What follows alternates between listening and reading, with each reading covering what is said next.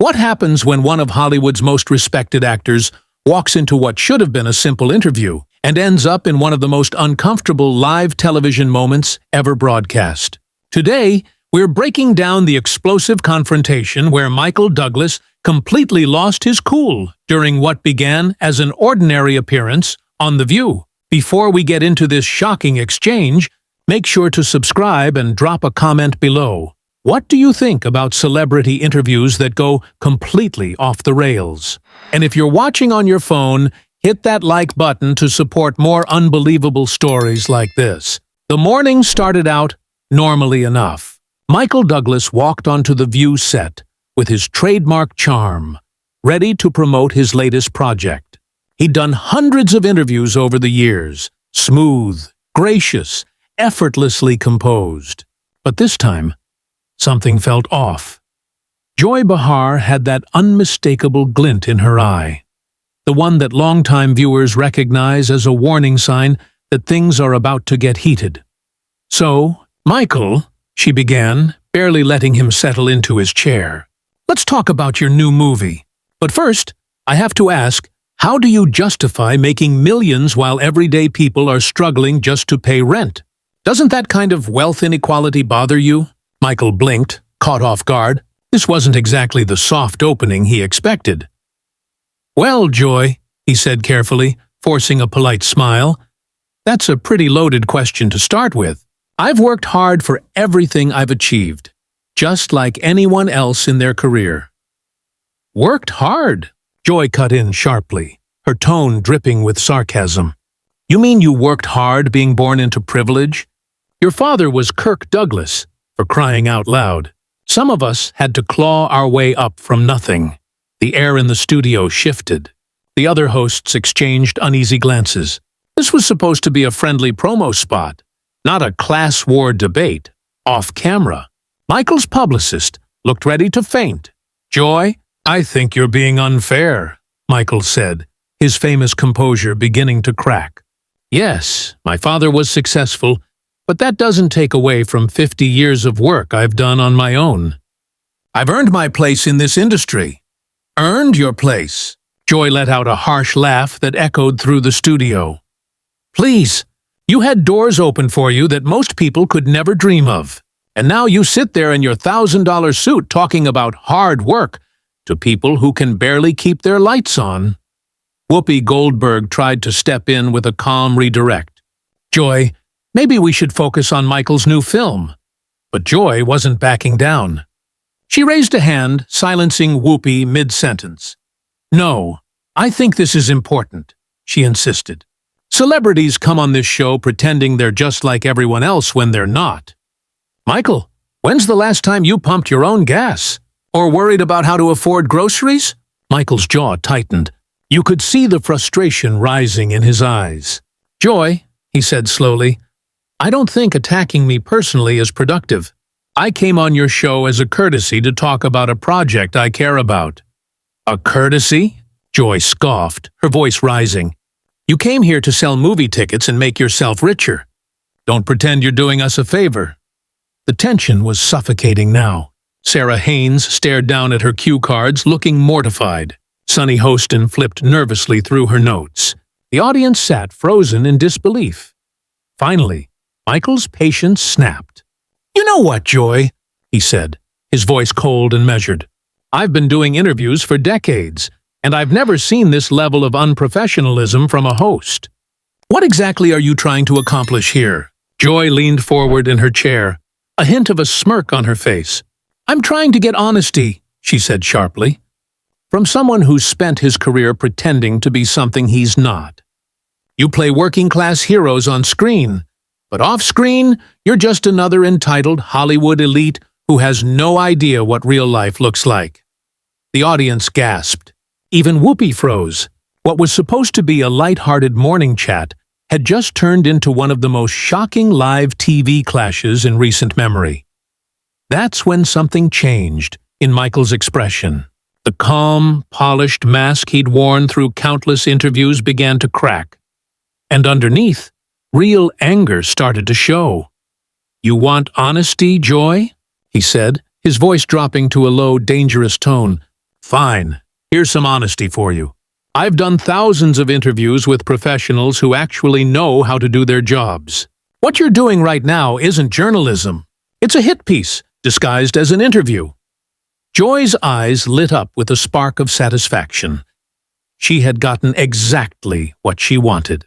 Oh, so now I don't know how to do my job, she shot back. That's rich, coming from someone who's never worked a real day in his life. Michael let out a cold, humorless laugh. A real day? Lady, I've been working since my 20s.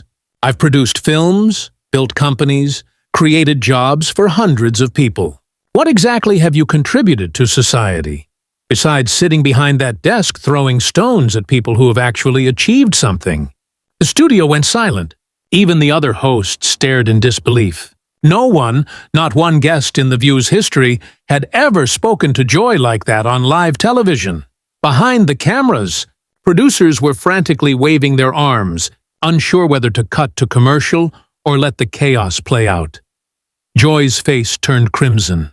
"How dare you question my contributions?" she snapped. "I've been a working comedian and TV host for decades. I've earned everything I have, without Daddy's help."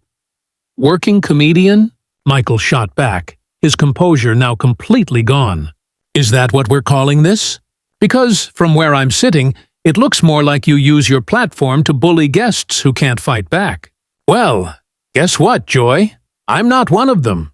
Whoopi Goldberg tried once again to calm the storm. "Okay, let's all just take a breath." But Michael cut her off. "No, Whoopi, I'm sorry. Your colleague here has been out of line since the second I sat down. This isn't an interview, it's an ambush." Joy wasn't backing off. If anything, she was doubling down. "An ambush? All I did was ask tough questions about your privilege. If you can't handle that, maybe you shouldn't be doing interviews." "Tough questions?" Michael's voice rose, his frustration finally breaking through. "You didn't ask me about my work, my craft, or anything related to why I'm here. You went straight for personal attacks about my background. That's not tough journalism, Joy. That's just bad manners." "Bad manners?" Joy scoffed. "You want to talk about bad manners? Let's talk about the bad manners of hoarding wealth while people are sleeping on the streets. The bad manners of living in a bubble while pretending your movies are about social justice." The camera zoomed in tight, capturing every twitch of muscle, every flash of emotion. Sweat glistened on Michael's forehead. A vein pulsed visibly at Joy's temple. This wasn't television anymore. It was a full-blown verbal brawl. "You want to talk about bubbles?" Michael said, his voice steady now but colder than ever. "You sit here every day in a studio making millions yourself, and you have the nerve to lecture me about being out of touch? Tell me, Joy, when was the last time you took the subway? When was the last time you went grocery shopping yourself instead of having everything delivered to your penthouse?" Joy's mouth opened, but no words came out. She hadn't expected him to turn the tables. "That's different," she finally stammered. "I didn't inherit my career from a famous father." Michael's eyes narrowed. "No," he shot back. "You just inherited your seat on this show because you'll say whatever outrageous thing it takes to get ratings. At least I create something. My films, my productions, they employ thousands of people. They tell stories that matter. What do you create, Joy? Besides division and negativity?" The audience sat frozen, not a single sound coming from the crowd. Even the camera crew had stopped moving, transfixed by what was unfolding. Then Michael stood up. The motion alone sent a shock wave through the set. It was rare, unheard of, for a guest to stand up mid-show. "You know what your problem is, Joy," he said, pointing directly at her. "You're bitter," Michael said, his voice sharp as steel. "You're sitting there taking out your frustrations on someone who's actually built something with their life. You want to talk about social responsibility? How about the responsibility of a talk show host to treat their guests with basic respect?" Joy shot up from her chair too, unwilling to let him have the upper hand. The image of the two of them standing, facing each other like boxers in a ring, was surreal for daytime television. Don't you dare psychoanalyze me, Michael Douglas, she snapped. I don't need life lessons from someone who's never faced a real challenge in his pampered existence. Pampered? Michael's voice cracked with disbelief. I've battled throat cancer that nearly killed me. I've gone through public divorces splashed across every tabloid. I've rebuilt my career multiple times when people said I was finished. I've faced addiction in my family that would break most people. But you wouldn't know any of that, Joy, because you didn't bother to do your research. You came here to attack me. Sarah Haynes looked horrified. Sonny Hostin was scribbling notes frantically, trying to figure out how to save the segment. This was supposed to be a cheerful morning chat, but it was unraveling into a televised disaster. Joy crossed her arms with a smug smile. Oh, boo-hoo. You've had problems while living in mansions and flying private jets? Cry me a river, Michael. Some of us have real problems. Real problems? Michael's voice thundered now, echoing across the set. You think because I have money that somehow erases pain? You think wealth is some kind of shield against loss or suffering? That's the most ignorant thing I've heard all morning. And that's saying something. Through the glass wall, producers were arguing, gesturing wildly, unsure whether to cut to commercial or let the chaos continue. But no one could look away. Joy smirked. Look at you, getting all worked up because someone finally called you out on your privilege. You can't handle criticism, Michael. You've been surrounded by yes men your whole life. Michael laughed bitterly. Lady, I work in Hollywood. Trust me, there's never a shortage of people ready to tell you what they think. The difference is, most of them have the decency to wait until you're not a guest on their show. Professional courtesy? Joy shot back, her tone sharp enough to cut glass. What about the professional courtesy of admitting your privilege? Of not pretending you're some self-made man? Of being honest with people about what it's like to be rich in America? I've never lied about anything, Michael fired back. You're the one lying right now, pretending this is about social justice when it's really about tearing people down to make yourself feel powerful. Joy opened her mouth to respond, but before she could, Michael's restraint finally shattered. You know what, Joy? He shouted, his voice exploding like a volcano that had been simmering for years. I'm done. I'm absolutely done with this circus. You want to talk about real problems? Here's one. You sit in that chair every day spewing bitterness and division into the world. You thrive on conflict. You poison conversations, and then act like you're saving society. And you have the nerve to lecture me about privilege? For the first time since the segment began, Joy's smirk disappeared. Her eyes widened just slightly. The crowd could feel the shift. The confrontation had crossed from television drama into something raw, real, and unforgettable. She clearly hadn't expected Michael to go nuclear on live television. You think you're some kind of champion of the people? Michael roared, his voice echoing through the studio. You're nothing but a professional antagonist who's built a career tearing other people down. You don't create anything. You don't build anything.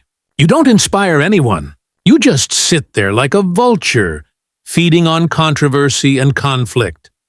How dare you? Joy started. But Michael cut her off, raising his hand.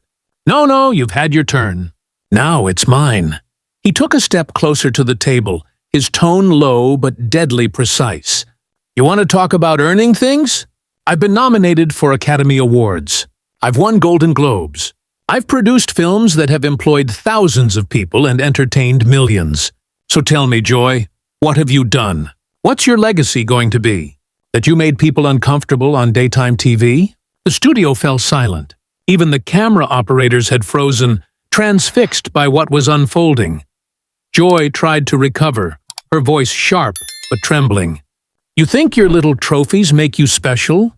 You think a few pats on the back from Hollywood give you the right? The right to what? Michael thundered, slamming his hand against the table. The right to expect basic human decency from a host? The right to promote my work without being ambushed with political nonsense?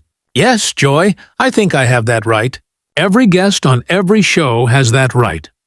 Whoopi Goldberg was frantically gesturing to the control room for a commercial break, but no one was moving.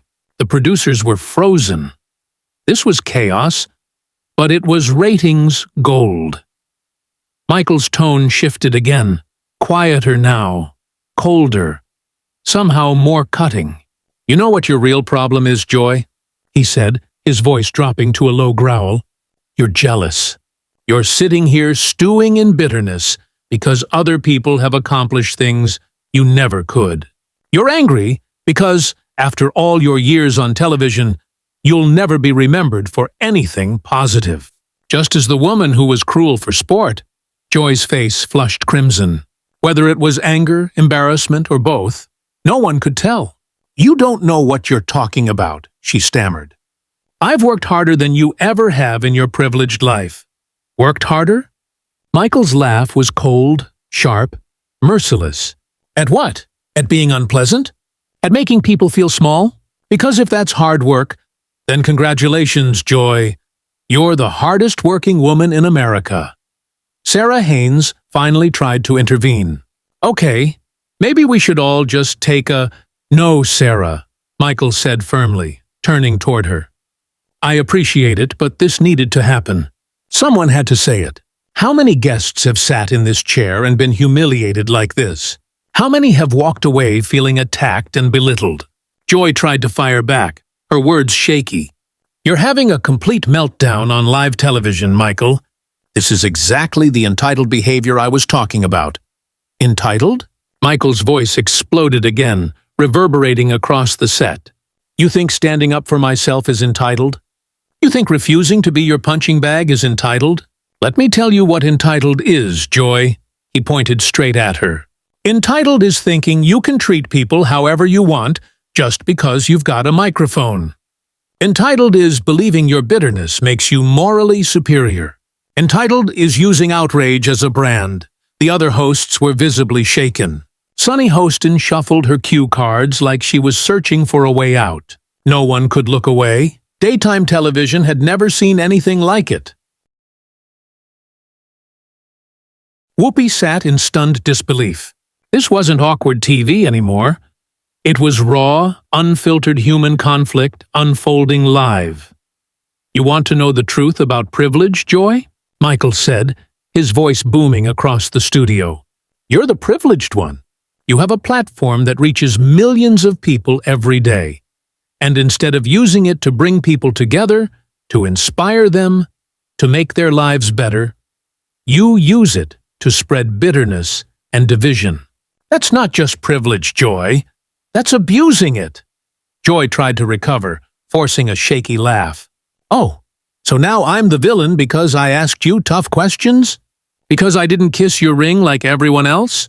Tough questions?" Michael laughed, but it wasn't amused. It was sharp and cutting. "You didn't ask tough questions. You attacked me. You made assumptions about my life, my family, my character. That's not journalism. That's cruelty wrapped in moral superiority." The silence that followed was deafening. You could hear the hum of the studio lights, the air conditioner, even the nervous breathing of the audience. This wasn't a talk show anymore. It was a reckoning. Michael looked around at the panel, then directly into the camera. "I came here today to talk about my work. Something I care deeply about. Something your viewers might have actually enjoyed. Instead, I've been ambushed, interrogated, and insulted. That's not entertainment. That's not information. That's just mean-spirited television." He turned toward the exit, his expression stone cold. "I've been in this business for 50 years, he said, voice steady but full of restrained fury. "And I've never witnessed such unprofessional behavior from a host. Never." Joy scrambled for one last jab. "So that's it? You're just going to walk away because things got a little heated? How mature of you, Michael." Michael stopped mid-step and slowly turned back, his eyes blazing. "Run away," he repeated, voice low but powerful. "Lady, I've faced down studio executives. I've battled cancer. I've survived public scandals and rebuilt my career from the ground up. You think a bitter talk show host is going to scare me off? Not a chance." He walked back toward the table, close enough that security at the edge of the set began to tense, ready to intervene if things went any further. "Here's what's going to happen," Michael said, his tone suddenly calm, the kind of calm that cut deeper than shouting. "I'm going to walk out of here with my dignity intact. You're going to sit there and think about how you treated someone who came here in good faith. And maybe, just maybe, you'll realize that being controversial isn't the same thing as being interesting. And being confrontational isn't the same thing as being brave." With that, he turned and walked off the set. The camera lingered on Joy's face, a mix of shock, anger, and something that looked dangerously close to shame. Finally, the producers cut to commercial, but the damage was already done. In under 15 minutes, Michael Douglas hadn't just defended himself, he'd dismantled Joy Behar's entire approach to hosting, exposing every ounce of arrogance and hostility for millions to see. And that's the story of how one of Hollywood's most respected actors completely lost it on live television. So, what do you think? Was Michael Douglas justified, or did he go too far? Drop your thoughts in the comments. And don't forget to subscribe for more unbelievable celebrity moments caught on camera.